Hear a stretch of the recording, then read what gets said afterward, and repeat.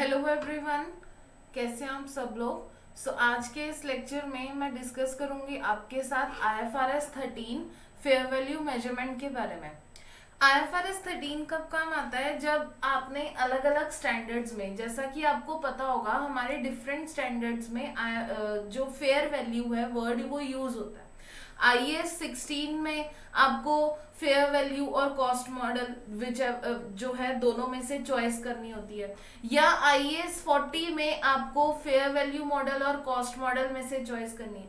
तो ये different standards में जो यूज होने वाली ये फेयर वैल्यू है उसको मेजर कौन करेगा या मेजर करने का क्राइटेरिया क्या रहेगा, ये हम इस स्टैंडर्ड में डिस्कस करेंगे। The objective of IFRS 13 is to provide a single source of guidance. Single source of guidance क्यों वर्ड यूज कर रहे हैं? क्योंकि अलग अलग जगह पर IFRS 16 है, 16 है, 40 है, तो ये अलग अलग स्टैंडर्ड्स में जो वर्ड फेयर वैल्यू यूज हो रहा है उसके लिए मुझे एक सिंगल सोर्स प्रोवाइड करना है ताकि मैं उसको अंडरस्टैंड कर सकूं। किसके लिए? फेयर वैल्यू मेजरमेंट के लिए। Whether it is acquired by a reporting standard, required by reporting, चाहे वो सिर्फ रिपोर्टिंग स्टैंडर्ड, हम कोई भी रिपोर्टिंग स्टैंडर्ड अप्लाई कर रहे हैं चाहे उसमें हो, या फिर several other reporting standards. Many accounting standard required to be measured at fair value. अब आइटम्स जो हैं, कई अकाउंटिंग स्टैंडर्ड्स ये कहते हैं कि आप फेयर वैल्यू पे मेजर करोगे। इसमें से मैंने आपको IAS 16 and IFRS 3 business combination, अब IAS 16 का एग्जांपल तो मैंने दे दिया कि आपके पास दो चॉइस होती है, रीवैल्यूएशन मॉडल और कॉस्ट मॉडल। रीवैल्यूएशन मॉडल के अंडर हमने फेयर वैल्यू का यूज करके अपने प्रॉपर्टी प्लांट एंड इक्विपमेंट को मेजर करना होता है, और कॉस्ट मॉडल मतलब हिस्टोरिकल कॉस्ट। तो जो रीवैल्यूएशन मॉडल में फेयर वैल्यू आएगी वो कहां से आएगी? IFRS 13 से आएगी। IFRS 3 में जो आपके नेट एसेट्स मेजर होते हैं, बिजनेस कॉम्बिनेशंस में हमने नेट एसेट्स मेजर करने होते हैं, एंड नेट एसेट्स हमने always at fair value major करने होते हैं। तो ये जो नेट एसेट्स की फेयर वैल्यू डिसाइड करेगा, ये कौन डिसाइड करेगा? IFRS 3 डिसाइड करेगा, IFRS 13 डिसाइड करेगा। लेकिन IFRS 13 जो है वो दो ट्रांजेक्शन्स पर एप्लीकेबल नहीं होगा, दो स्टैंडर्ड्स पर एप्लीकेबल नहीं होगा। फर्स्ट वन इज IFRS 16 जो लीजेस को गवर्न करता है, दूसरा है IFRS 2 शेयर बेस्ड पेमेंट्स। मतलब अगर इनमें, इन स्टैंडर्ड्स में मुझे फेयर वैल्यू की डेफिनेशन चाहिए तो I will refer the standards only, I will not refer IFRS 13। So first of all तो फेयर वैल्यू मतलब क्या? अगर मैं इन कॉमन पैरालेंस कहूं तो फेयर वैल्यू का मतलब क्या हुआ? एक एसेट की मार्केट में वैल्यू कितनी है, एक एसेट की मार्केट में वैल्यू कितनी है उसको हम क्या बोलते हैं? Fair value. या किसी लायबिलिटी की भी हो सकती है। Fair value is defined as the price. कौन सा price? That would be received, वो प्राइस जो रिसीव होगा अगर हम अपने एसेट को मार्केट में बेचते हैं, या फिर वो प्राइस जो मुझे पे करना होगा if I want to transfer my liability. But ये एसेट को सेल करने की या इस लायबिलिटी को पे करने की जो शर्त है वो शर्त क्या है? वो शर्त ये है कि ये ऑर्डिनरी ट्रांजैक्शन होनी चाहिए, मतलब आपकी ट्रांजैक्शन न्यूट्रल होनी चाहिए, बायस नहीं होनी चाहिए। दूसरा, बिटवीन मार्केट पार्टिसिपेंट्स होनी चाहिए, between, obviously between buyer and seller. Ordinarily मतलब बायर एंड सेलर किसी भी तरह से रिलेट नहीं करने चाहिए। दूसरा, फेयर वैल्यू जो मेजर होगी वो हमेशा मेजरमेंट डेट पर होगी, मतलब जिस दिन आप उसको मेजर कर रहे हो। ऐसा पॉसिबल है कि एक मेजरमेंट डेट पर फेयर वैल्यू डिफरेंस है और दूसरी मेजरमेंट डेट पर डिफरेंट है। Next, market participants are knowledgeable third parties when pricing an asset or a liability. They would take into account asset की condition क्या है, एसेट की कंडीशन क्या है, उसकी लोकेशन क्या है, या उसके यूज पर अटैच हुई रिस्ट्रिक्शंस क्या है। तो मेरी फेयर वैल्यू डिटरमिन करते वक्त I will consider these factors while determining my fair value. It should be assumed that market participants are not forced into transaction. That's why वो ordinarily transaction word use कर रहे हैं। मतलब हमारी जो transaction है वो किसी भी तरह से forced या biased नहीं होनी चाहिए। IFRS 13 notes that there are various approaches to determining the fair value of an asset or liability. बहुत सारी अप्रोचेज हैं डिफरेंट एसेट और लाइबिलिटी की फेयर वैल्यू मेजर करने के लिए. फर्स्ट इज मार्केट अप्रोच है, मतलब मार्केट में कितना प्राइस है. दूसरा कॉस्ट अप्रोच है, मतलब उसको एक्वायर करने का या उसको रिप्लेस करने का कॉस्ट. दूसरा इनकम अप्रोच. इनकम अप्रोच का मतलब क्या हुआ, दैट पर्टिकुलर एसेट मुझे कितनी इनकम जनरेट करके देगा in future, on that basis मैं उसकी फेयर वैल्यू मेजर करूंगी.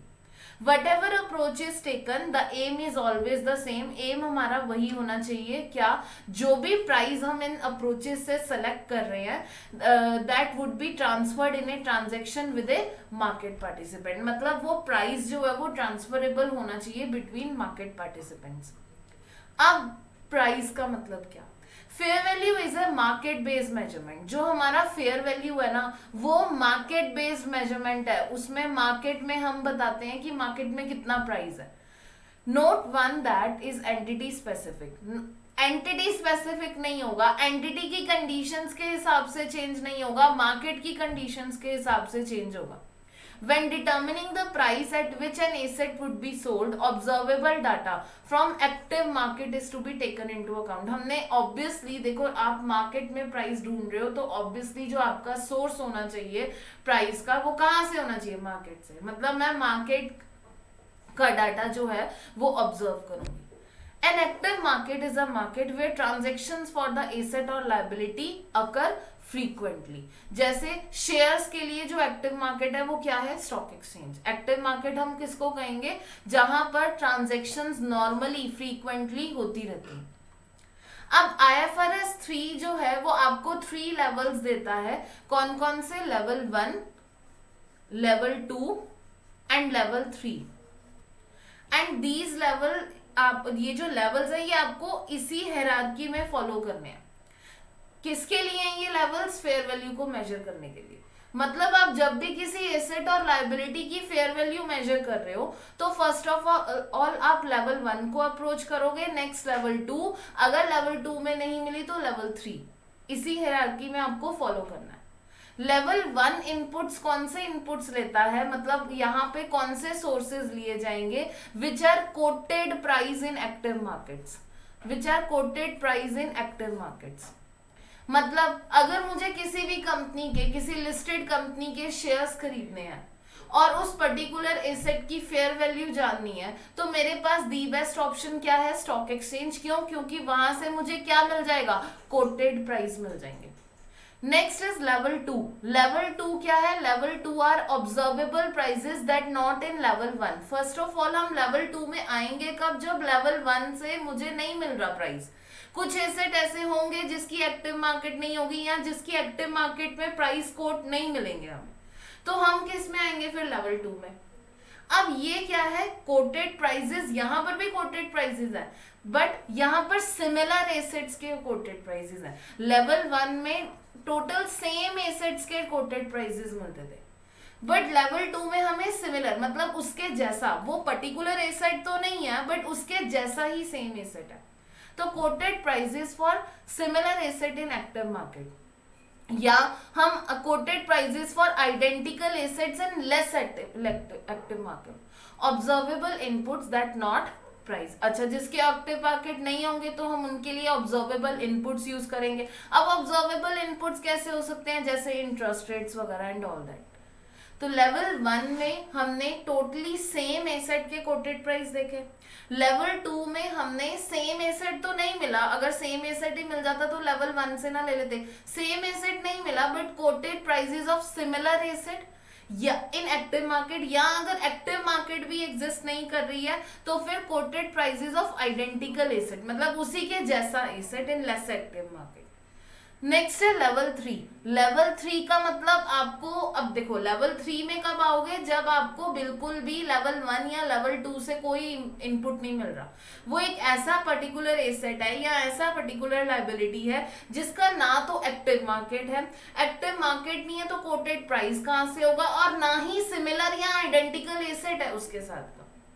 तो यहाँ पर क्या है, यहाँ पर अनऑब्जर्वेबल इनपुट्स है.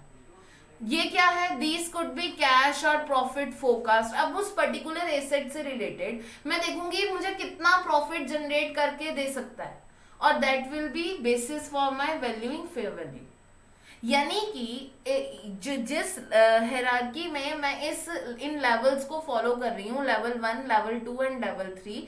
लेवल 1 में आपको कोटेड प्राइसेस मिलेंगे, लेवल 2 में सिमिलर एसेट्स या आइडेंटिकल एसेट्स के प्राइसेस मिलेंगे, लेवल 3 में आपका अनऑब्जर्वेबल डाटा होगा।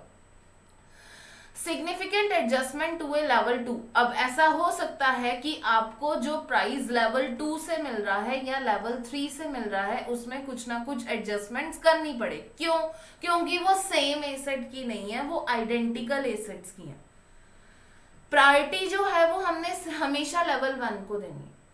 IFRS 13 gives the following examples of inputs used to determine fair value। अब मैम ऐसा कौन सा एसेट्स हैं जिनके प्राइसेस हमें लेवल 1 या लेवल 2 या लेवल 3 से मिल सकते हैं? So first of all level 1, जैसा कि मैंने आपको बताया, equity shares of listed company. तो equity shares of listed company जो है, इसका मुझे रेडीमेड कोटेड प्राइस कहां से मिल जाएगा? स्टॉक एक्सचेंज से। अनएडजस्टेड कोटेड प्राइस है, मतलब मुझे इसमें कोई भी एडजस्टमेंट करने की जरूरत नहीं है। दूसरा, लेवल 2 में किस तरह के एसेट्स होंगे? Building held and used. अब बिल्डिंग का प्राइस पर स्क्वायर मिल जाएगा from the building from observable market, जो उसके आसपास की बिल्डिंग्स हैं उनसे उनके प्राइस जान के। ठीक है, such as observe transaction for similar buildings in similar location, मतलब उसके आसपास की लोकेशन के prices. Next is level 3, cash generating unit. Cash generating unit आप किस में पढ़ते हो? कैश जनरेटिंग यूनिट पढ़ते हो आप IAS 36 में, जब हम पढ़ते हैं आपका impairment of asset. Cash generating unit basically क्या होता है? वो ग्रुप ऑफ एसेट जिसको आप इंडिविजुअली मेजर नहीं कर सकते। तो उस केस में जो CGU की वैल्यू होती है, कैश जनरेटिंग यूनिट की वैल्यू होती है, वो क्या वैल्यू होती है? उसमें बहुत सारे छोटे छोटे एसेट्स हैं जिनको मैं इंडिविजुअली मेजर नहीं कर सकती। तो उस केस में प्रॉफिट और कैश फ्लो फोरकास्ट करूंगी मैं यूजिंग ओन डाटा। ठीक है, तो ये लेवल 1, लेवल 2 और लेवल 3 के जो हैं कुछ एसेट्स दिए हुए हैं यहाँ पर। अब नेक्स्ट है आपकी अंडरस्टैंडिंग 3। अंडरस्टैंडिंग 3 में हमें क्या सिचुएशन दी हुई है? B has an investment property that is measured at fair value. This property is rented out on short term basis. हम इसको शॉर्ट टर्म लीजेस के लिए रेंट आउट कर रहे हैं। The director wish to fair value the property by estimating the present value of net cash flows that the property will generate। अब directors का target क्या है, या डायरेक्टर्स का कॉन्सेप्ट क्या है कि वो कैश फ्लो बेसिस पे, मतलब जितना बिल्डिंग हमें कैश फ्लो जनरेट करके देगी इन फ्यूचर, उस बेसिस पे अपने बिल्डिंग की फेयर वैल्यू लेना चाहते हैं। यानी कि डायरेक्टर्स का क्राइटेरिया क्या है कि वो लेवल 3 इनपुट यूज करना चाहते हैं। ठीक है, for B they argue that this best reflects the way in which the building will generate economic benefits. Okay, the building is unique, building unique है, लेकिन इसके although there have been many sales for similar buildings, लेकिन इसके आसपास similar buildings के prices जो हैं वो हमें अवेलेबल है। यानी कि इस लाइन के थ्रू वो क्या हिंट देना चाह रहे हैं? इस लाइन के थ्रू वो ये हिंट देना चाह रहे हैं कि लेवल 2 के इनपुट्स अवेलेबल हैं, बट फिर भी डायरेक्टर्स की विश है कि लेवल 3 इनपुट्स यूज किया जाए। अब अकॉर्डिंग टू IFRS 13, अगर आपने जो लेवल 3 है ना उसको लोएस्ट प्रायोरिटी देनी है। मतलब अगर आपको आपका प्राइस लेवल 1 से नहीं मिल रहा then you will go for level 2। अगर आपको आपका प्राइस लेवल 2 से नहीं मिल रहा then you will go for level 3। अगर लेवल 2 का प्राइस है तो मैं लेवल 3 का प्राइस डायरेक्टली जो है वो नहीं ले सकती। तो यहाँ पर आंसर क्या होगा? The directors estimate of the future net cash flow that the building will generate is a level 3 output. हाँ ठीक है, वो हमने पढ़ लिया। IFRS 13 लोएस्ट प्रायोरिटी देता है लेवल 3 को। These should not be used अगर आपके पास लेवल 1 में या लेवल 2 में ऑलरेडी प्राइस है। ऑब्जर्वेबल डाटा जो है recent sale prices similar properties की, वो लेवल 2 इनपुट है। The fair value of the building should therefore be based on these prices मतलब लेवल 2 के प्राइसेस विद एडजस्टमेंट। हाँ, अगर कोई एडजस्टमेंट नेसेसरी है, लेवल 1 के प्राइस में हमें कोई एडजस्टमेंट करने की जरूरत नहीं होती क्योंकि सेम एसेट के प्राइसेस होते हैं। लेवल 2 के प्राइसेस में ऐसा हो सकता है कि हमें कुछ एडजस्टमेंट करनी पड़े। क्यों? क्योंकि उसमें सेम एसेट नहीं है, सिमिलर एसेट है या आइडेंटिकल एसेट है। ठीक है, अब नेक्स्ट हम लोग बात करते हैं मार्केट्स के बारे में। मार्केट्स मतलब मैम प्रिंसिपल मार्केट या एक्टिव मार्केट जो आप बोल रहे हो वो क्या है? The price received when asset is sold or paid when liability is transferred may differ depending upon the specific market where the transaction occur. Market to market basis पे डिफरेंट हो सकता है। IFRS 13 जो है वो 2 टाइप्स ऑफ मार्केट्स की बात करता है। कौन सी? First of all is principal market और next one is most advantageous market. First हम बात करते हैं प्रिंसिपल मार्केट की। प्रिंसिपल मार्केट का मतलब क्या हुआ? IFRS 13 says that fair value should be measured by reference to. First आपने किसको लेकर मेजर करना है? प्रिंसिपल मार्केट को लेकर मेजर करना है। Now ma'am what is principal market? Principal market is the market जहां पर ग्रेटेस्ट एक्टिविटी होती है उस पर्टिकुलर एसेट और लायबिलिटी की। जैसे शेयर्स के लिए stock exchange is principal market. The entity must be able to access the principal market at the measurement date. Obviously, principal market का exist होना सिर्फ जरूरी नहीं है, principal market को access कर पाना भी जरूरी है at the measurement date. This means that principal market for the same asset can differ between entities. ऐसा हो सकता है कि एक entity के लिए principal market different हो और दूसरी के लिए principal market different हो। नेक्स्ट हम लोग बात करते हैं most advantageous market. Most advantageous market आप कब रेफर करोगे? अगेन तब जब प्रिंसिपल मार्केट आपको नहीं मिल रही है उस पर्टिकुलर एसेट और लायबिलिटी की। फेयर वैल्यू फिर उस केस में कैसे लिए जाएंगे? The fair value by reference to prices in most advantageous market. अब फिर मैं जब मुझे प्रिंसिपल मार्केट में प्राइसेस नहीं मिल रही हैं, प्रिंसिपल मार्केट एग्जिस्ट नहीं कर रही है, तो उस केस में मैं कहां पर जाऊंगी? Most advantageous market. Most advantageous market कौन सी हुई? Most advantageous market is the one that maximise net amount receive from selling the asset. Most advantageous as the name suggest, आपकी जो ट्रांजैक्शन है सेल करने वक्त maximise the net amount received अगर आप selling while selling the asset, या liability अगर transfer कर रहे हो तो मिनिमाइजेस द अमाउंट। वही आपके लिए क्या होगी? Most advantages. अब transaction costs such as legal and broker fee will play a role in deciding whether which market is most advantageous. अब यहां पर आपने transaction cost भी consider करनी है, ठीक है, लेकिन fair value is not adjusted for transaction cost because they are characteristics of the market rather than asset. देखो आपने मोस्ट एडवांटेजियस डिसाइड, जैसे आपके पास मार्केट ए है एंड मार्केट बी है। मार्केट ए की ट्रांजैक्शन कॉस्ट है $50 और मार्केट बी की ट्रांजैक्शन कॉस्ट है $60।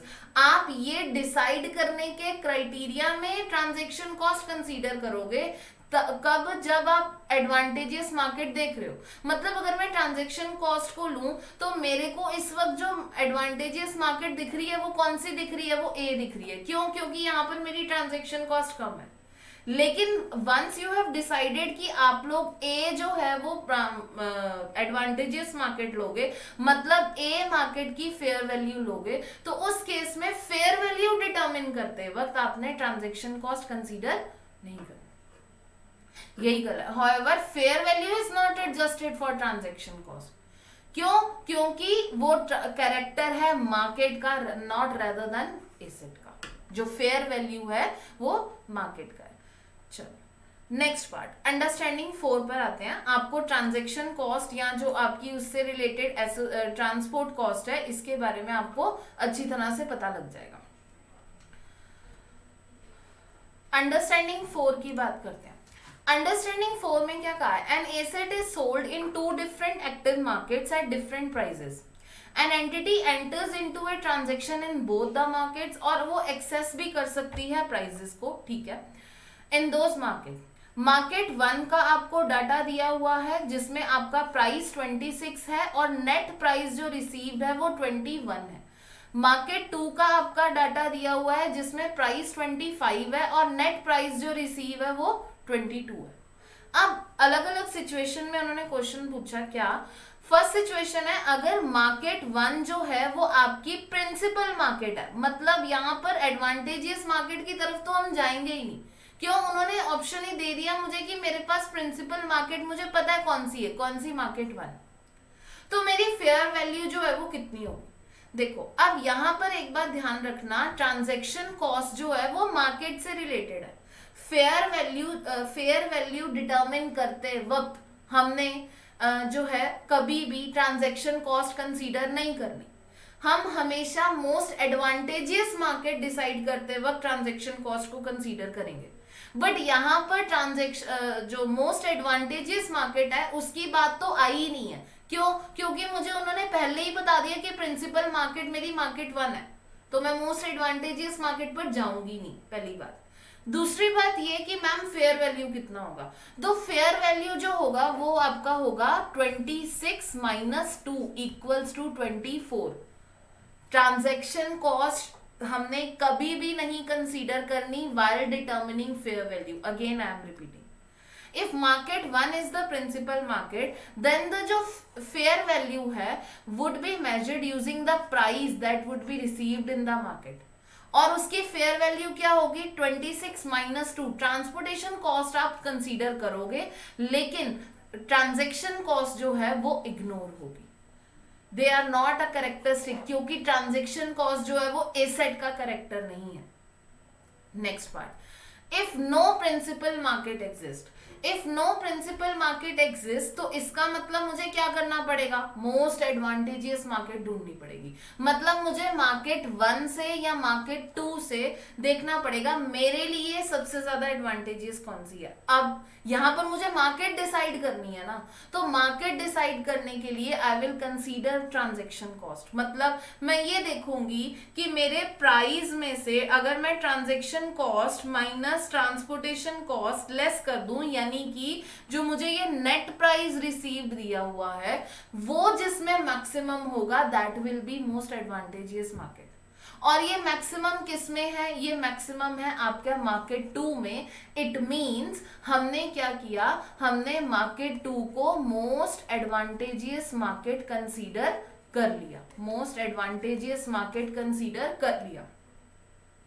ठीक है, again I am repeating, while deciding about the market आप ट्रांजैक्शन कॉस्ट ट्रांसपोर्टेशन कॉस्ट दोनों कंसीडर करोगे, यानी कि आपने नेट प्राइस रिसीव देखना है। अब जब आप इस मार्केट से फेयर वैल्यू डिटरमिन करोगे तो कितनी आएगी 25 minus transportation cost 2 equals to 23 की।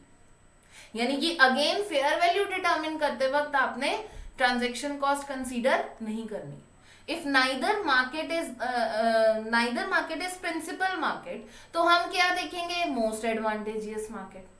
अब नेट अमाउंट रिसीव्ड ज्यादा किस में है, मार्केट 2 में है।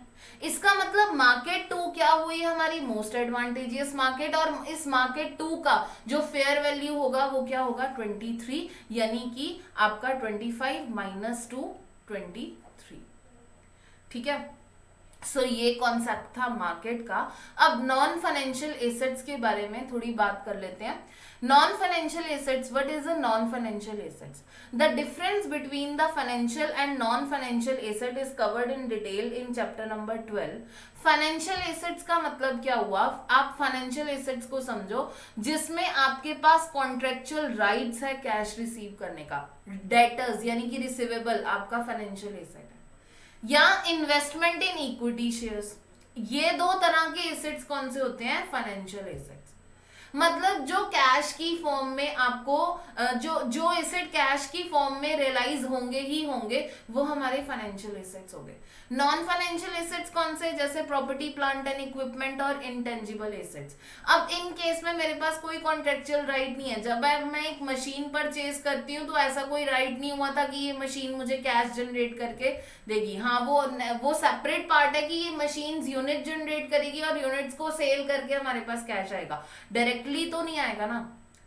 ठीक है, the fair value of non financial asset कैसे मेजर होगा? IFRS 13 says that the fair value of non-financial asset should be based upon its highest and best use. अब लेट से सपोज करो मेरे पास एक मशीनरी है, मैं उसको दो तरह से यूज कर सकती हूँ. अगर मैं उसका फर्स्ट यूज करूं तो मुझे जो इकोनॉमिक बेनिफिट आएगा वो $15,000 का आएगा. अगर मैं उसको सेकेंड वे से यूज करती हूँ तो मुझे इकोनॉमिक बेनिफिट आएगा 25,000. तो इस मशीन की जो फेयर वैल्यू है, ये नॉन फाइनेंशियल एसेट है, ये कैसे डिटरमिन होगी? उसका हाईएस्ट एंड बेस्ट यूज क्या है? The highest and best use of asset is the use that a market participant would adopt in order to maximize its value. Obviously आप वही use adopt करोगे जो आपको maximum benefit दे रहा है. The current use of non-financial asset can be assumed to be the highest and best use unless evidence exists to the contrary. मतलब जैसा मैं मशीन को यूज कर रही हूँ वही मेरा highest and best use माना जाएगा अगर मेरे पास कोई और अल्टरनेटिव अवेलेबल नहीं है. अगर मेरे पास कोई और अल्टरनेटिव अवेलेबल है और उसकी वैल्यू ज्यादा है तो वो that another alternative will be considered as highest and best use. ठीक है. अब highest and best use consider करते वक्त आपको किन किन बातों का ध्यान रखना है? फिजिकली पॉसिबल है वो यूज या नहीं, लीगली पॉसिबल है या नहीं, फाइनेंशियली फिजिबल, जो है वो फिजिबल है या नहीं है, जिस तरह का यूज आप करना चाह रहे हो उस एसेट को. IFRS 13 says a use can be legally permissible even if it is not legally approved, चाहे वो लीगली अप्रूव ना हो. नेक्स्ट हम लोग बात करते हैं अंडरस्टैंडिंग 5 की. अब अंडरस्टैंडिंग 5 में उन्होंने क्या दिया हुआ है? अब नेक्स्ट अंडरस्टैंडिंग 5 है. अंडरस्टैंडिंग 5 में हमें क्या सिचुएशन दी हुई है? 5 quarters has purchased 100% of the ordinary shares of 3 halves and is trying to determine the fair value of net assets. Okay. 3 halves own land. इन्हीं नेट एसेट्स में उसके पास एक लैंड है that is currently develop for industrial use. अभी वो उसका industrial use जो है वो कर रही है, इसी के लिए वो लैंड बनी हुई. फेयर वैल्यू जो है वो इस लैंड की कितनी है? If used in manufacturing operation is 5 million. यानी कि जो लैंड का करंट यूज है, करंट वैल्यू है, उस वो कितनी जा रही है? 5 million की जा रही है. 5 million. Many nearby plots of lands have been developed for residential use. The lands owned by 3 halves does not have planning permission for residential use.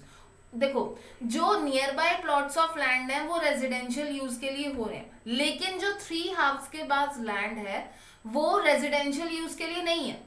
लेकिन उसके साथ की लैंड्स को जो या उन जैसी लैंड को परमिशन दी गई है रेजिडेंशियल यूज की. मतलब यहाँ पर इस लाइन से वो ये कहना चाह रहे हैं कि रेजिडेंशियल यूज प्रोहिबिटेड नहीं है, हमें जो है वो परमिशन लेनी पड़ेगी रेजिडेंशियल यूज करने के लिए.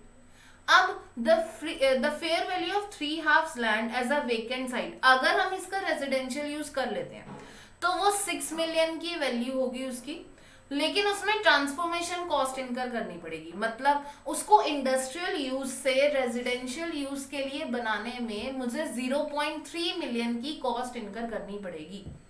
अब वो कहते हैं इसकी फेयर वैल्यू बताओ, कैसे मेजर करोगे? अब इस केस में जो लैंड है वो first of all non financial asset है. नॉन फाइनेंशियल एसेट के केस में हमने क्या पढ़ा? We will consider highest and best use of asset. अभी जो हम यूज कर रहे हैं एसेट का, यानी कि जो करंट यूज है एसेट का, वो कितना है? 5 million का. क्यों? क्योंकि अकॉर्डिंग टू क्वेश्चन हम इंडस्ट्रियल यूज के लिए कर रहे हैं और इंडस्ट्रियल यूज की जो यूसेज है वो 5 million की है फेयर वैल्यू. ठीक है, लेकिन ये एविडेंस अवेलेबल है कि market participants would be interested in developing the land for residential use. क्यों? क्योंकि रेजिडेंशियल यूज प्रोहिबिटेड नहीं है. अगर एंटिटी परमिशन ले लेती है रेजिडेंशियल यूज की तो हम लैंड को रेजिडेंशियल यूज कर सकते हैं. तभी मैं बोल रही थी कि अप्रूवल होना जरूरी नहीं है. ठीक है. अब नेक्स्ट, प्रोहिबिटेड नहीं है उसका यूज. कौन सा? Residential use. यानी कि अगर हम रेजिडेंशियल यूज के लिए ये लैंड ले लें तो मेरी जो फेयर वैल्यू होगी, नेट फेयर वैल्यू, वो कितनी होगी? 6 million minus 0.3 is equal to 5.7 million. और हाईएस्ट एंड बेस्ट यूज कौन सा हुआ फिर, जो अल्टरनेटिव मुझे अवेलेबल है, मतलब 5 मिलियन और 5.7 विच एवर इज ग्रेटर, यानी कि इस लैंड का हाईएस्ट और बेस्ट यूज क्या माना जाएगा, 5.7 मिलियन।